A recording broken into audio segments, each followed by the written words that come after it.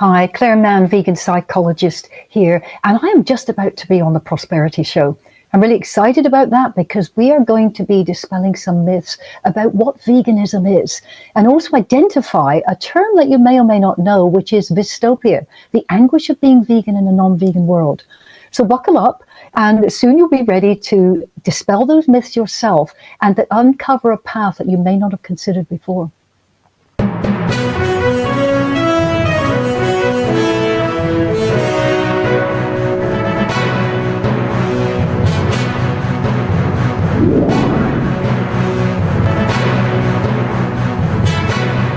Now, welcome to yet another exciting episode of the Online Prosperity Show, where we unpack the real stories behind entrepreneurs and change makers who are creating a profitable and impactful life. And they're not even selling out doing that in the process. Now, my name is Prosper Taruvinga, and I'm excited to bring you today our esteemed guest, Clare Mann. Now, Clare, how are you doing today?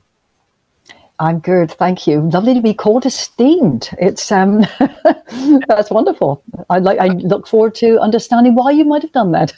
Well, absolutely. I mean, obviously, your story and your background and everything else that comes along with it is quite exciting. Now, our guest today, Clare Mann, the powerhouse behind the term Vystopia. Yes, it's a made-up word, and she came up with that word. And, it's now in serious research journals now. So we're going to be talking about that and how it actually ties up to the whole story. Now, if you've ever felt that maybe you've got inner conflict in the way that you see the world, or you see the world differently, and you care so much that it actually hurts, you're going to feel seen today. Because in this episode, we're going to be looking at an exclusive insight into Clare's groundbreaking work that transforms the psychological anguish of living in a non-vegan world, and the action that she's taken to be the change she wants to see. So she's not just a vegan psychologist, she's a mindset architect, global voice, and a master of calling out the nonsense without her losing her cool. Well, it's most days that, she's got everything together there. But I really think that in this particular episode, you really want to stick around, because we're going to be looking at the truth that may just debunk everything you thought you knew about empathy, activism, and personal transformation. Now, Clare, I could go on and talk about things that I'm not even qualified to talk about. You've had a vast experience and, massive inroads into the work that you're doing. Up until there's a part where I saw when I was looking you up that you were once in a room that was on fire and the mayor just kept giving his speech. Can you maybe take us back to that moment? What was actually happening, Clare? Yes, we're actually talking about a fire, literally a fire, not just metaphorically. We've all been to business meetings when everything's been on fire, including people's pants, of course. But this was physically on fire. I was working at a British university in London, where I'd been a lecturer for actually 9 years. And we opened up the door to Europe to start to talk to organizations that wanted to extend education to the developing Eastern Europe. This was back in the 90s. And one of the countries we went to was Bulgaria. And we went and visited the different mayors and different municipalities. And in one of them, it was like something out of, if you're the right vintage, called the Wednesday plays, which takes us back to the 60s. I was far too young to even remember they were on television. But it was like a 1960s scene with, the old sort of sweater that the mayor was wearing and an old-fashioned hairstyle and swirly orange wallpaper and everything. And we're all sitting around having a meeting with very parsimonious sort of refreshments and things, because Eastern Europe was only just developing then. And all of a sudden, I could see who was coming in the door, and the door opened And a man arrived in a boiler suit with a long stick with a sort of rag on the end, which was literally on fire. And he was holding it up to the fire sort of alarms. Suddenly everything started smoking and the alarms went off. But what was interesting is the mayor and his sort of entourage, nobody batted an eyelid. And so my colleagues and I are all sort of focusing on either side of this. And then in the back, and I'm really not making this up, it was like kind of Dr. Zhivago. It was sort of Laura's theme on a crackly old radio. So those were the places I found myself, certainly in the 1990s. Absolutely. Wow. Not, a lot of people these days would have, headed for the exit door or things of that nature, but you guys just stood in there. So you would have gotten there because obviously that was the path that you were on. Tell us a little bit about your journey and what it is that got you to that particular place where the fire was there and people kept talking. Well, I've never been asked that question that way, and it was quite a circuitous route and has been since. But I like what Tony Robbins said. He said, there are good things and bad things that happen in life. And sometimes it's not till later we get to decide which is which. I've had my fair share of good and bad, of course, like anybody else. But, everything is a lesson. And I've always been interested in the human condition. What is it that makes people tick? What is it that has some people, in very dire circumstances, but they overcome difficulties, and others with the silver spoon in their mouth, they don't seem to make it in any sort of way. And I've always been interested in that. So having left school actually at the age of 16 and worked for about 7 years, I decided to study more about the human condition, which took me on the path to psychology, I guess. And so I started to try to make sense of what makes people tick. I'm still asking that question 30 years later in certain circumstances. But it took me on a path to work in organizations, to get a real interest in leadership and communication, the impact people can make, particularly in, also be satisfied in the work they were doing. So I became an organizational psychologist, studied again and went down that route, and found myself working in large organizations as a consultant, doing communication and leadership, culture change, graduate training scheme, all these sort of things, and found myself in a British university. And then was rolling out training across Europe, Southeast Asia. It's very exciting. And so have that sort of depth that took me to places like Bulgaria, Poland, Ukraine, Greece, very exciting places. It was great fun in the 1990s. I was having the life that I had written on the back of an envelope saying, how can I travel the world and be paid for it? So I'm a great believer in intentions. And it took me all that way to Bulgaria and beyond, I might answer. Absolutely. Right. And I quite like that, because what you're bringing across is what so many people don't get the experience of having. So many people, like I'm in Victoria right now, if you start mentioning certain places in the world, they probably just lump it to maybe the whole continent or just to like a little suburb, because they haven't left their own state themselves. Now, you've gone to places like Africa, as we were speaking earlier, and you've been to Asia and things of that nature, and you're looking at the human condition. And one of the things you were actually looking at is how people sort of act, whether they are in dire scenarios or they actually have a silver spoon in front of them. What were some of the discoveries that you came about with that are of note?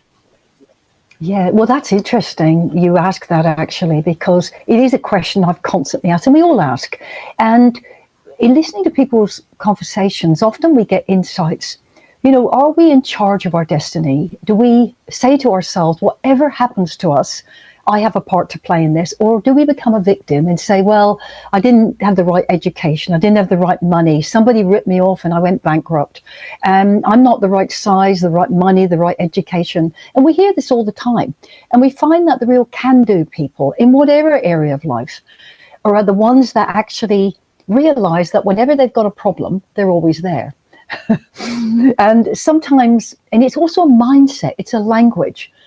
Speaking to one of the things I just the difference in language where people go, I can't do that, I'm really poor. I can honestly say I've never been poor. I've certainly been broke. I've had to live on a credit card, borrow money from my mother, have people rip me off in business, but I've never been poor. That's a mindset.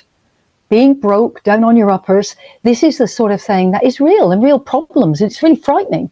But it's like, if somebody else within reason has turned this around, so can I.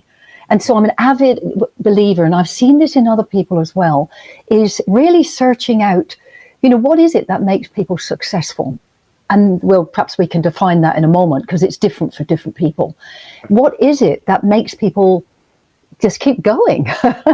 And honestly, Proctor, when I really look at most people in the world, most people are pretty good and they're pretty nice. And it's really their circumstances, they haven't come across the right people or haven't taken advantage of things, or the socioeconomic environment they find themselves in, that somehow beats them down. But on the whole, people have infinite possibilities to do amazing things. We're seeing crazy things in the world at the moment, and we look around and say, oh my gosh, is it getting worse? If we have the potential, actually, for many people, sitting on the sidelines and doing nothing about what's happening in the world, because most of the things we see, we can't do anything about, and we become armchair theorists. But what can we do in our own communities? What mark do we want to make on the world to nudge it in the right direction? And I think given the opportunity, people can really come alive with that. So I hope that provides a little bit of insight, perhaps a little philosophy on my part, based on the experiences with, gosh, thousands of people now. Absolutely. I love that, because I mean, obviously you have this unique experience, which has been obviously from an organizational psychologist standpoint, and also worked in 20 different countries. That means cultures, that means languages, that means ways of life and things of that nature. And people do things differently based on where they are and what influences they have, like you are sort of alluding to. So what has this old life, sort of this part that you have, this experience now taught you in the way that you support activists and change makers of today, knowing what you know and the experience that you now have? Yeah, well, it's interesting you say that, because you're looking at things like culture and, personal culture, socialization. What is it that makes people choose or see the opportunities available, or perhaps deny they have choice or can't see the options available? And I think there's an overlay, not just to do with activism or people of all sorts trying to make this a better world, is what I call myths, unquestioned assumptions, is social, cultural, familial, personal, ideological, unquestioned assumptions. And we can always spot a myth when we hear the words, I should, I ought, I must. I must be good to my mother-in-law. I should work hard and save money. I ought to get married because responsible people do this. I must work hard because I was taught that lazy people might get involved in X, Y, Z. And we just go on. And at the simple level, it's like, I must go, if I miss someone's birthday, that's a bad thing. Now, these are all collective beliefs supported over time, and we're sort of thrown into the world in our culture, our family, our time in history, our time in the family, which child we were born. But these are all smokescreens in many ways, because they limit the way in which we can act and choose. And that's where we give out to saying, well, I can't do X, Y, Z. And so in one area of life, now particularly working, we'll call them advocates or activists, people that want to get a message out there that, and they're not advocating for themselves, remember, they're advocating for some others, is getting out the way of ourselves. And sometimes the solution to our problem is not what we think it is. And it's really having the curiosity to investigate with other people and keep an open mind. Don't always jump to judge people. In the particular area I'm working in is vegan or non-vegan. It's like saying, well, he's employed and he's working for himself. We have huge assumptions. Now, we need some sort of social shorthand, of course, to make sense of the world. We can't dissect it all down as psychotherapists all the time. But I think we need to be curious and say, maybe, let me ask more, let me find out, let me have an open mind, because when we're informed, and so much of our world, we're not informed. We receive it through a diet of someone else's expectations, like mainstream media, 6 major corporations, with an agenda, with major sponsors behind them, are feeding us information. And so if we're truly to be informed about many things, we need to do our own homework and take responsibility for what we're finding out, but also the choices we take and ones we deny are even available. Absolutely. Now, you would understand, I mean, the human of 2025, by the time we're recording this, is being fed 5-second videos, and that is actually assumed to be the whole information of just about everything else. And yet you're saying, no, you should go out and research for yourself. Now, a lot of people really feel overwhelmed when maybe they just wake up to some sort of injustice that has just happened to them, and they're like, oh my God, what am I to do with this? And you literally help them to sort of turn that pain into purpose. How do you maybe, how do I ask this? How do you stop that empathy from becoming a prison? Because so many people are caught up in what they think is, in front of them at that particular time. Sure. No, you're absolutely right. To answer this, can I take a little bit of a step back to answer this? Because you were saying, sometimes we wake up and there's a lot of amazing things happening in the world and people contributing to some making the world a better place. And they really are often unsung heroes. But let me just say that back when I was 17 in the 1970s, certain people listening might remember Bob Geldof. Now, he was of the Boomtown Rats, and people would know him because every Christmas period we hear a song as we walk through shopping malls and things like that. And so this is Christmas, and what have you done? I can sing it if you like, Proctor, but it's I'm going to sing it actually. Let's go. And this is about having confidence as well. And it's the one that says, and so this is Christmas, and what have we done? Another year over, a new one just begun. Now, just recognize it, I imagine, and other people will. Now, he was very interesting because back around that period when he was in Ireland, he worked in a slaughterhouse, an animal agriculture abattoir. And he wrote it in a book called Is That It? And he talked about the horror for him as a worker of being subjected to causing so much pain and suffering of animals that were resisting. See, a lot of the public don't know this. It's hidden from our sight. And Proctor, I was so affected by that reading, I didn't see anything or hear anything.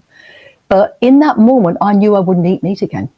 I just couldn't eat the flesh of these animals. I thought, oh my gosh, I don't want to hurt animals like the vast majority of people. And I stopped eating flesh. And there was a few, next year or so, perhaps bits of chicken and things like that. But it really affected me. And I just carried on through my life doing the normal things, relationships, boyfriends, travel, study. And I thought I was doing the right thing being a vegetarian and not eating, because I wasn't killing animals. And it took me 30 years before I woke up to just seeing more of the things on social media. And I realized that if I wanted to have my values aligned with my actions of being someone that didn't deliberately or unnecessarily cause harm, not only to humans, but to non-humans, when I didn't need to, I couldn't be a vegetarian because the suffering in the egg and the dairy industry is heinous. We think of byproducts, but baby male chicks are killed, for instance. Not many people know they go into a food mixer because they don't produce eggs in mass production. That baby calves are taken from mothers because we like their milk. And yet when we find out, we go, we're a bit silly really, aren't we? Because people have to be pregnant to produce milk. So, but this was so mind-blowing to me, Proctor. I thought, oh my gosh, what are we doing as humans? But also, just a minute, I became a vegetarian 30 years ago. With that mind, that focus, how didn't I know? What else don't I know? And we started to look further, and there's lots of videos out there that are not just hyped by, loudmouth activists maybe, and we wonder why they're so emotional, is because this is hidden from us. And it's a travesty. It's a travesty to the human being to dupe us into contributing our well-earned dollars to pay for the most heinous suffering of animals who don't want to die. Half of it ends up in the bin in Western countries, but the workers who are often on substances, high levels of PTSD, really for people to sit around a boardroom, make a lot of money, and for sponsors and shareholders. And I got very angry at that. So in looking at that, my partner and I decided we would not eat the products of animals. And that included wool and things, because they're not byproducts. They cause so much suffering. But this is the funny thing, Proctor. We didn't realize there was a name for that, and it was called vegan. I thought it was those fussy people eating those funny diets telling farmers what to do. Possibly. I hear that these days. So this is this thing about, when the student is ready, the teacher appears. And it was so mind-blowing to me. But I realize now is why nobody gets upset, not really, about being told they got a fussy diet and perhaps you should eat a bit of meat. But the vegan is demonized and pilloried and told they're telling people what to do or they're extreme. But actually not causing animals harm, not taking baby calves from mothers, putting, pigs into gas chambers, which is all legal and normal in behind closed doors. The vast majority don't agree with that. And so I think we're being duped into not reconnecting with our kindness, our humanity. Instead, we've been focused by media, organizations that have a lot to lose, and governments, by actually people discovering. Because if they discover that, it's like, which is hidden on their plate 3 times a day, they have to ask, well, what else am I being lied to about? Okay, so in discovering that I became a vegan, I've been working as a psychologist, both in organizations, but also in private practice. And I started to come across people that came to me, sent by psychiatrists and doctors, that said these people had one of 3 conditions. Number 1, they had an eating disorder because they wouldn't eat the normal diet we assume that the vast majority of the population eat, like animals. They had social adjustment disorders because they were getting upset at Christmas and Thanksgiving and Easter because they were upset by certain products on the table. And the psychiatrist said, well, this is social adjustment. And the third one, which is really where this rage, this feeling, this impelling me to act came up, is when psychiatrists were labeling these people, these sufferers in their offices, with something called self-harming. They said that these people are have such low self-esteem, they are watching footage from slaughterhouses, abattoirs, animal testing labs, because they are self-harmers and they have such low self-esteem. Now that set off a rage within me, because not only are these people gone to the psychiatrist for help, they were now being told that it is not normal or desirable, in fact you're abnormal, if you get distressed by what the vast majority of people won't even dare to look at because they know it's so distressing, and because they're not psychopaths, is that these were being demonized. So I knew I had to use the power I had in the medical profession and in the psychological chambers, is to really speak out on their behalf. And that's what I did. And I came up with a word called Vystopia, which is this book, The Anguish of Being Vegan in a Non-Vegan World. And so I think if your listeners have got this far, and hopefully we've captured their attention, the anguish is nothing to do with fussy diets or telling people what to do. It's that fanning the flames within each of us that it is wrong to cause unnecessary harm. And in doing this and using wrongly powers to demonize and pathologize individuals because they have been touched in a way that says, I don't want to be part of this. I don't want to, contribute to animal suffering. And I thought I wasn't, but actually I am, it's the anguish I help people with. So by even just creating that name and starting to speak about it, and I can define it for people in a moment if you like, I think it would help, is then it's opened the door to now being taken quite seriously. We start to see it, if you Google Vystopia, you'll find a lot of it, is I've put it out there into the world, and it's now starting to get taken up by universities around the world to have some serious debate about it, and stop your wrong use of skills or power by medical authorities, which of course don't really want people to get well. I'm going to be honest with you, probably get struck off for saying this, but it's so true, because the medical model is based on people remaining unwell. And a vast majority of what people eat, which is animals, is the number one contributing cause of the 6 major lifestyle illnesses. So, and that's before we even look at the philosophy of kindness behind this. That's just a physical level of consequence, i.e. what people eat. Absolutely. And thank you so much for taking us through this. I mean, congratulations. Obviously, first of all, coining the term Vystopia. And now that this term is now globally recognized, it is an emotional experience that a lot of people are sort of going through. And I viscerally believe in life, if you can't name it, you can't tame it. And now that you've got a name for it and people are sort of warming up to it and it's now being recognized, what's the sort of response that you've been getting from people, maybe from either side, just based on you having pioneered this word and putting it out there for people to understand it? Sure. Yeah. Well, certainly for the person who has experienced Vystopia but didn't have a word for it, if I made $1 for every person who said this to me, I wouldn't be doing anything different. I'd just be doing what I'm doing now, faster and quicker and with more people. But everybody has said to me, I haven't had one person that hasn't said, did you write that book for me? Oh my gosh, this is just me. You've just said it. Everything I experience, I feel alienated, I feel alone. That is me. Okay, so certainly for the people that, I'm going to call them vegans, but I think we need to define what that is. Let me define it, and then I'll tell you about the two different sides in answer to your question. Yeah. So a vegan it's not about a diet. It's not about telling people what to do or even wanting to tell people to be in line with what they're doing. The vegan, so to speak.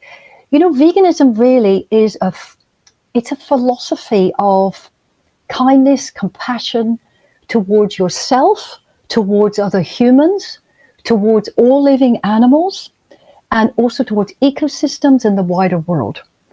And in living that way that actually aligns our espoused values of being good people, kind people, not causing harm, but having abundant, fulfilling, enriching, exciting lives, we start to resonate a truth that says to other people that they can tap into their truth and maybe tap into where they've been hoodwinked and told that there's nothing to see, this is normal, these people are terrible, let's have pillory on their diet, because there's such a pushback. Why? When I give you that understanding, why would people push back and make jokes out of demonize vegans? Because really, this is a bigger issue to do with the underpinning I might have mentioned earlier, with the dollars involved of keeping people unwell and everything else. So in many ways, so the vegan is someone who immediately resonates with that. And I'm not talking about the person who has a plant-based diet. That's just a consequence of the vegan's life. You can have plant-based people that have no values attached to veganism at all. Okay? They just have a plant-based diet. And yet this is constantly mixed up. Okay? What people eat, what vegans eat, is a consequence of this underpinning philosophy of the non-use and exploitation of animals. Human and non-human, okay? And so certainly people have resonated with that. I've all over the world, I've spoken at conferences and events. I run programs, intensive coaching programs for people to step up in their leadership, to move towards, becoming the most powerful, to transmute that Vystopia, and I will define it in a second, into powerful action for change. On the other side, when I talk to people like you that are open-minded enough, and for anybody listening now who's got this far, is people go, I never really saw it like that. Oh my gosh, I had a stereotype. Why has it been demonized?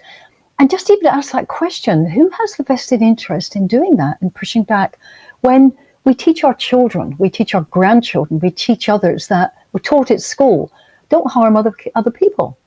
If you kick the dog, people get upset about it, and so they should.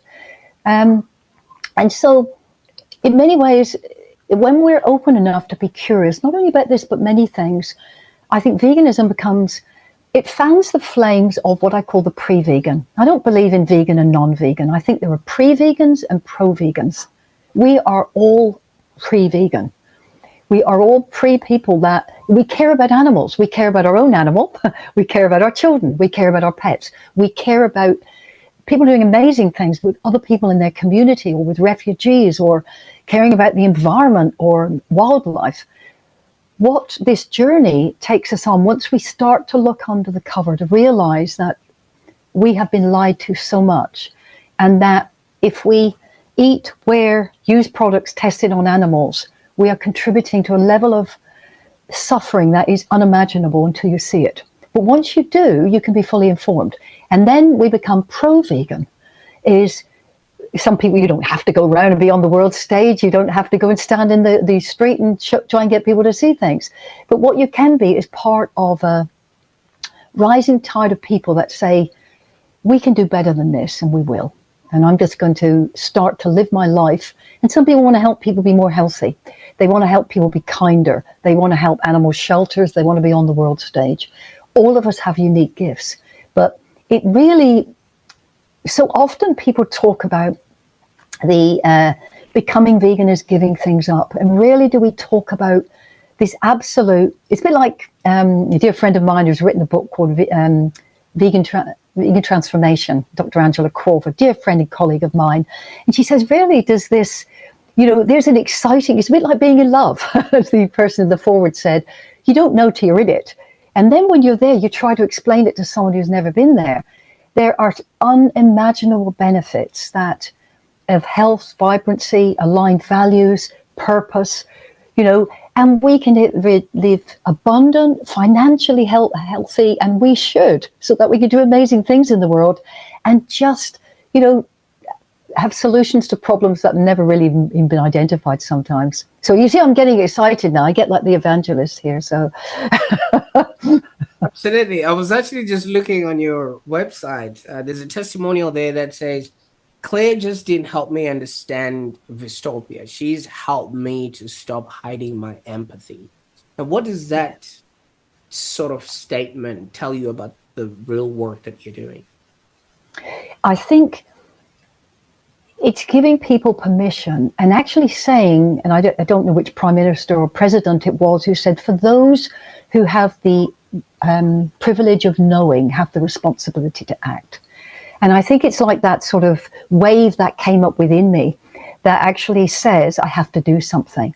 And, developing empathy, to walk in the shoes of another, to care about the well-being of another, and be that human or not, because we're animals too, human and non-human.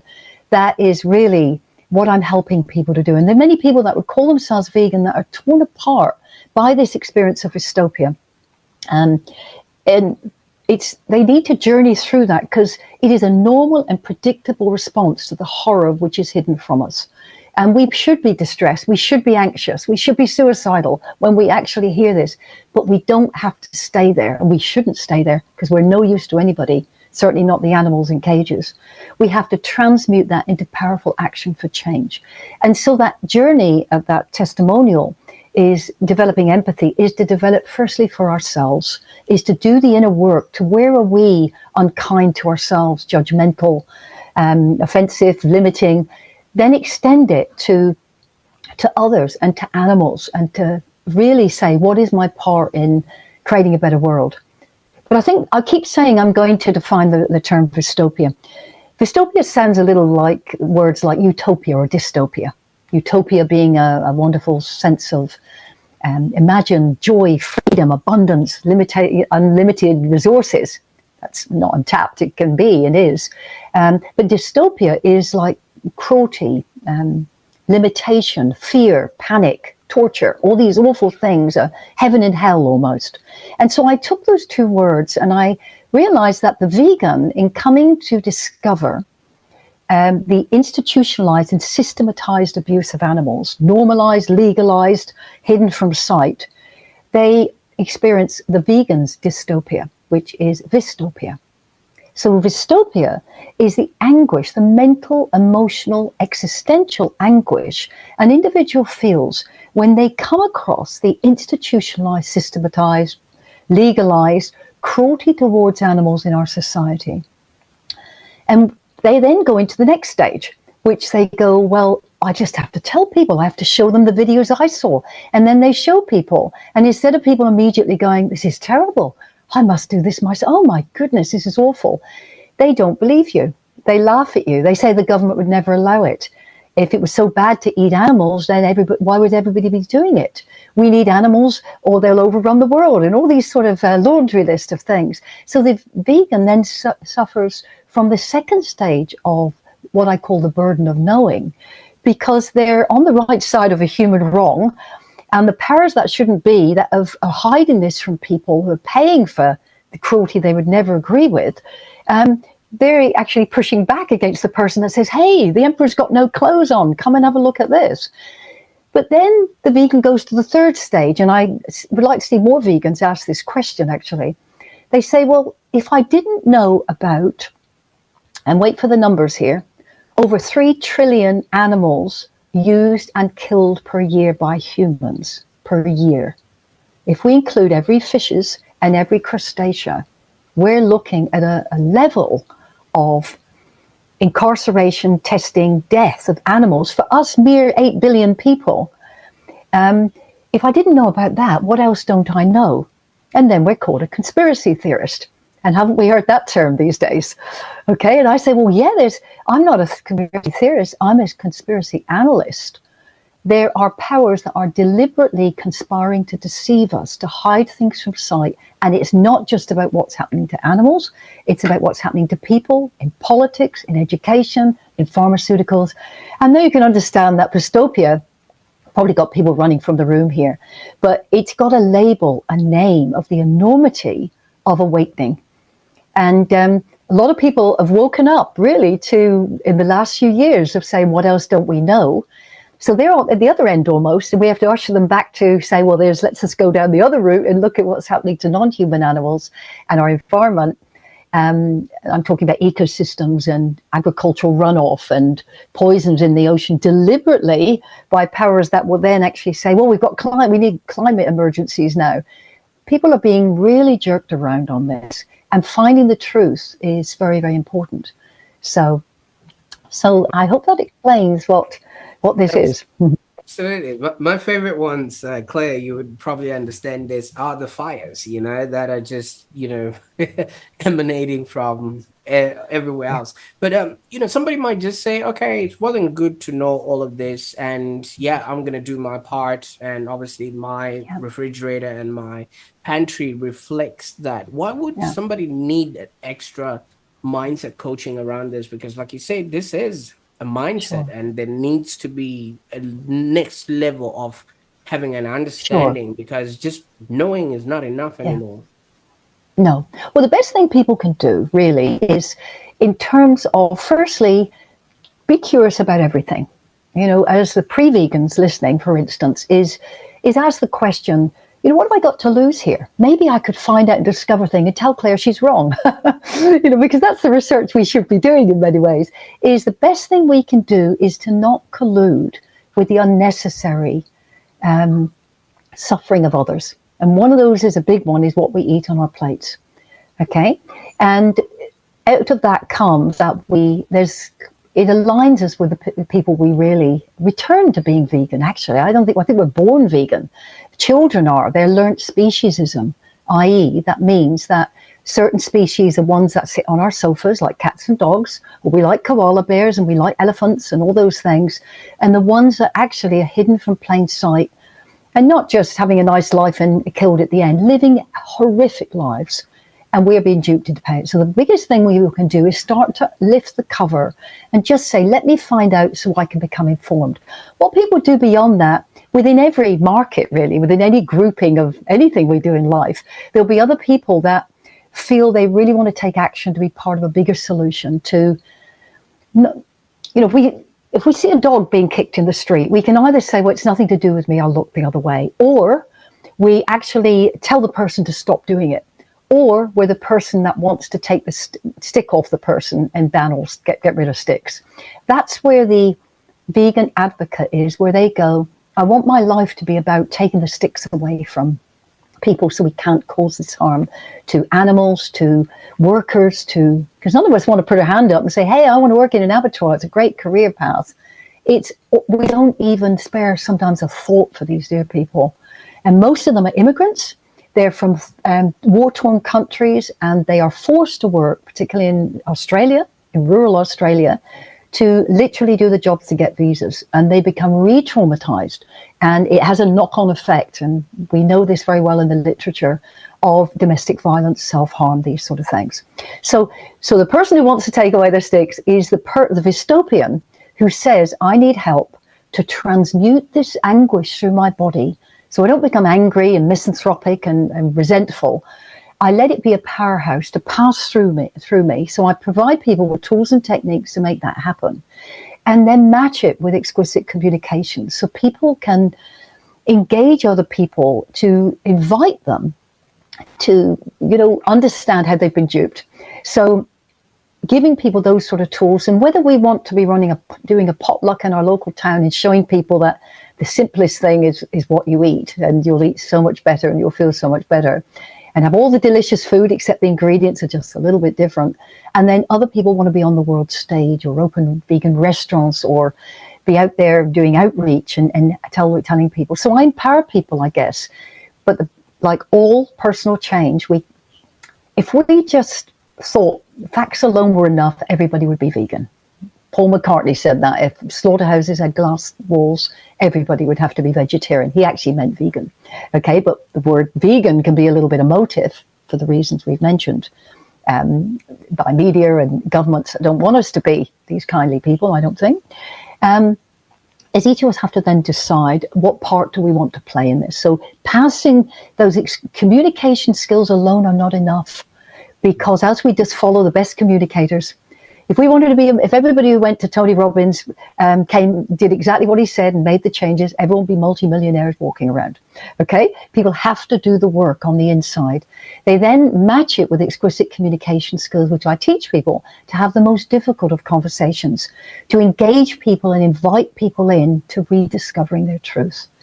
And so that's really the work I'm doing with people. I also help people at the traumatic level, where I've got online programs that people can be self-directed.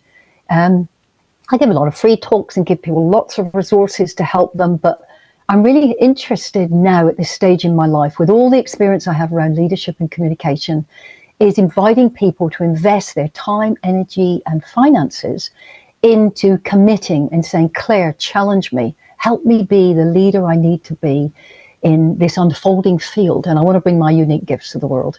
So that's the work I do now. So not putting out fires, actually starting some fires and fanning the embers, and maybe letting off a few rockets in the meantime. Quite like that. And the fact that you're starting some fires. I mean, we started this call with you guys continuing with a conversation while the building was actually on fire. So it's now sort of become a metaphor within the work that you work. So you have obviously alluded to online material that you have and things of that nature. Where can one probably who's watching this and is interested in learning a little bit more go to in order to obviously educate themselves and empower themselves? Yeah, of course. Now, number one, if people really want to find out what's going on, and it is a tough journey, it's courageous, really do go and watch Dominion.com. Sit down with someone else to find out, for me, what's happening in Australia or what is hidden from us. It's very challenging. Don't do it on your own. It'd be very hard to watch, but then you're fully informed. And if you're in America, you could watch all these online. Earthlings is another one, Land of Hope and Glory in the UK. For me personally, if people go, I need to find out a little bit more about that, or I'm a vegan, I haven't told anybody, veganpsychologist.com. But what I would like to do is to invite people to a free workshop, a free masterclass I run for people. So they will find that it's called it's a free 3-day Beyond Vystopia masterclass. It's over 3 days, it's 1 hour a day, and people can sign up for that free. There will be replays sent out after each class and also available for a few days. And people can find that at veganpsychologist.com/master-class-register. And I would like to see some vegans who really want to step up to the plate to come and join me on that. Absolutely. I'll definitely make sure that all those links are in the show notes below so that people can make a choice towards that destination. Now, there's something that I wanted to ask you throughout. What does it actually mean to live a freer life? even if we are in a world that just sometimes seems to be what it is, it's always been like that. And I think in Australia, they have this statement, nah, should be all right, mate, which makes people just not bat an eyelid. Or if somebody tries to stand up, then there's that whole tall poppy sort of syndrome that rears its head within Yeah. Australia. Living a freer life, what does that entail? Yes, absolutely. Well, I think it was the philosopher or travel agent or who said a phrase, man is born free, but is everywhere in chains. And most of our freedoms are limited by what is in our minds. Every motivational speaker has ever told us this, but it is so true. The prison of the mind, the shoulds, the oughts, the musts, the comparisons, the competition. For people to be truly free, spend time with yourself and think, what would I begin to do now if I knew I couldn't fail and had all the resources to hand that actually would make that happen? If we come up with excuses, we're not free. Because even with very limited resources, or with multi-millions or billions in the bank, at the end of the day, do we feel free? Are we living the life we're meant to live? Are we contributing in the way? Are we going to go to our graves with our songs in our hearts, or are we going to really step up and say, did I live, did I love, and did I matter? So freedom begins, it's a way of thinking.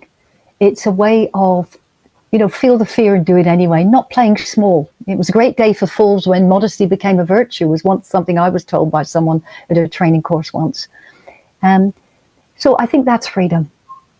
And freedom goes hand in hand with success. And ask yourself, what would it be to have a successful life? Don't look to other people. Don't think, well, it means X, Y, Z and all the trappings financially. If they're trappings and you don't really want them, but you think you've got to have them to be successful. Let's remember the words of the late Earl Nightingale, who wrote The Stranger's Secret, actually. He said, success is the progressive realization of a worthy ideal. And when I heard that, I went, oh my gosh, that's exactly what it's a progressive realization. So find your passion. Whether it's helping people step up into their power and run their businesses more effectively and provide goods and services that people really need, or whether you want to go out and work in animal shelters in Africa, or you want to work in your community and stop homelessness, whatever it is, find out what your progressive worthy ideal is. Find out what your worthy ideal is, and then progressively work towards it without a shadow of doubt that you will fail. Failure doesn't really exist, really.